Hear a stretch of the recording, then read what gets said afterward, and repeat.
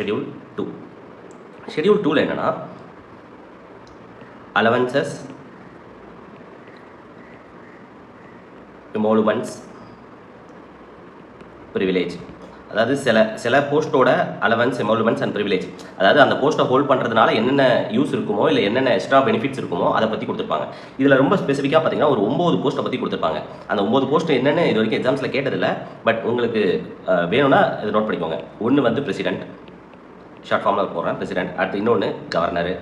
Third speaker and deputy speaker of Lok Sabha.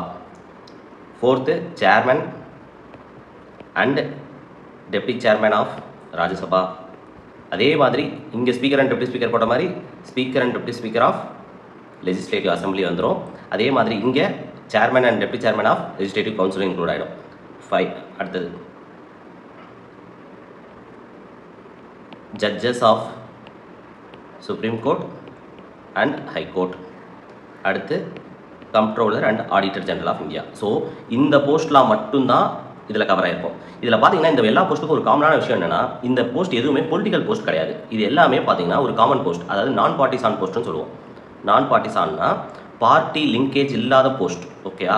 So இப்போ பார்த்தீங்கன்னா இப்போ ஸ்பீக்கராக இருக்கவர், டெப்டி ஸ்பீக்கராக இருக்கவங்களாம் ஒரு பார்ட்டியில் தான் வந்திருப்பாங்க, பட் அந்த போஸ்ட்டை ஹோல்ட் பண்ணும்போது அவங்க பொதுவான ஆளாக தான் இருப்பாங்க. ஸோ இந்த போஸ்ட் எல்லாமே நான் பார்ட்டிசான் போஸ்ட் தான். ஸோ அப்படி நீங்கள் ஒரு ஞாபகம் வச்சுக்கிட்டிங்கன்னா ஈஸியாக இதில் இல்லாத, ஃபார் எக்ஸாம்பிள் எம்பி எம்எல்ஏன்னு வந்துருந்துச்சுன்னு வச்சுக்கோங்க, அதெல்லாம் பார்ட்டி போஸ்ட். ஸோ அதை வச்சு ஈஸியாக ரிமூவ் பண்ணிடலாம். ஷெட்யூல் 2ல் எம்பி எம்எல்ஏலாம் வராதுன்னு.